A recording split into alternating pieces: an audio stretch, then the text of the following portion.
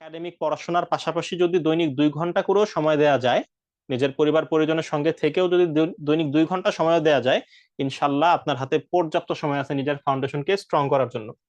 তো আমি আমার কথার মাঝখানে একটু আগে বলতেছিলাম যে বিসিএস এ কিন্তু অনেক কোয়েশ্চেন রিপিট হয় এবং আগের কোয়েশ্চেন গুলো থেকে কোনো না কোনো ভাবে কিন্তু সেখানে হিন্টস থাকে। আমি বলছিলাম যে আপনাদের জন্য আমি কিছু কোয়েশ্চেন্স রেডি রাখছি আপনাদেরকে এক্সাম্পল সহ দেখাবো বলে। চলেন আমরা কিছু এক্সাম্পল দেখি। হ্যাঁ, তো খেয়াল করে দেখেন, প্রথম যে কোয়েশ্চেনটা আছে, আমি আহ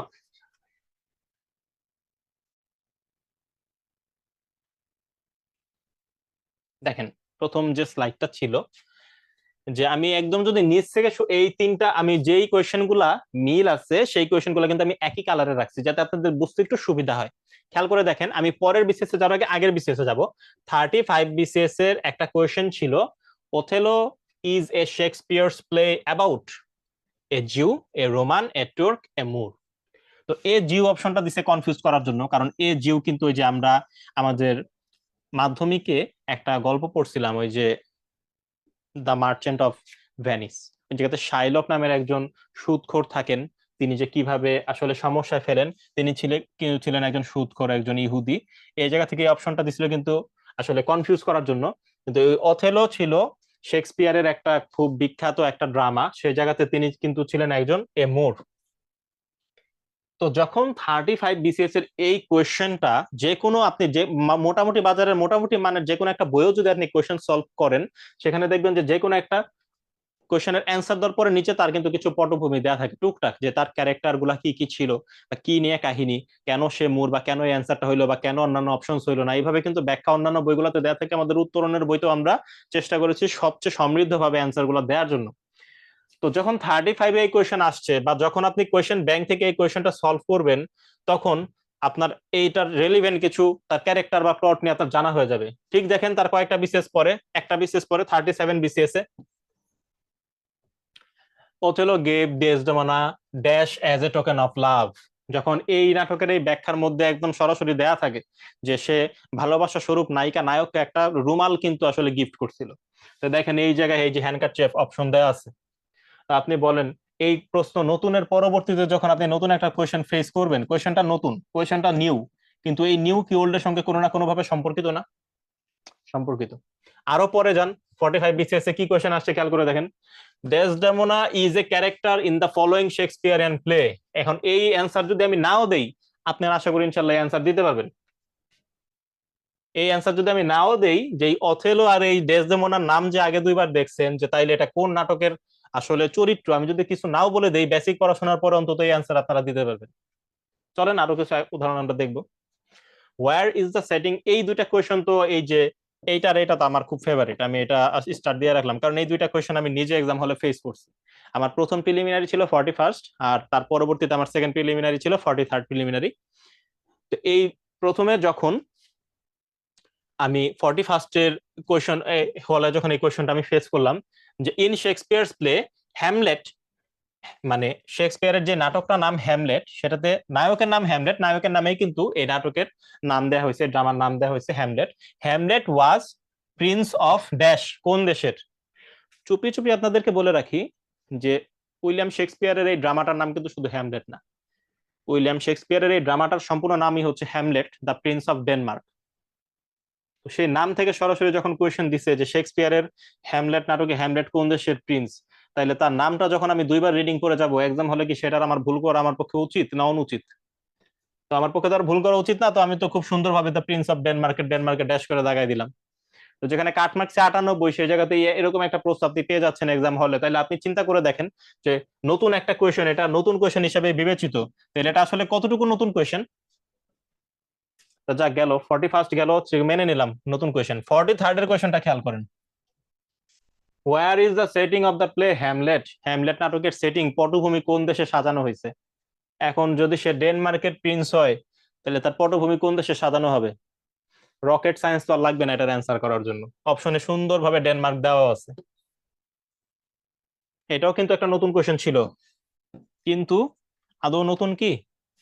ওই যে আছে না যে নতুন পাত্রে পুরাতন সুরা, এরকম টাইপের একটা কথাবার্তা আছে না, যে একই মত বারবার নতুন নতুন গ্লাসে গেলানো হয়, একই জিনিস কিন্তু এই কোয়েশ্চেনের বেলা হয়েছে। যাক, কথা না বাড়ায় পরবর্তী অপশনে যাই। What kind of play is Julius Caesar, আসছে 43rd বিসিএস এ। তারও 15টা বিসিএস পরীক্ষা আগে আসছিল যে Julius Caesar was the ruler of Rome about কত বছর আগে তিনি রোমের শাসক ছিলেন, 2000 বছর আগে। তো 2000 বছর আগে যিনি রোমের শাসক ছিলেন তাকে নিয়ে যে ড্রামাটা হবে সেটা তো আসলে হিস্টোরিক্যাল হওয়াটাই স্বাভাবিক। ঐতিহাসিক না হইলে কি আর উইলিয়াম শেক্সপিয়ারের ঠেকা পড়ছে যে তিনি 2000 বছর আগের একজন শাসককে নিয়ে নাটক লিখবেন? এই অ্যান্সার বোঝার জন্য এই যে নতুন কোয়েশ্চেন 43rd বিসিএস এ নতুন কোয়েশ্চেন হিসাবে যদি এটা বিবেচনা করা হয়, আদৌ কি সেটা নতুন? উত্তর আপনারাই দিবেন।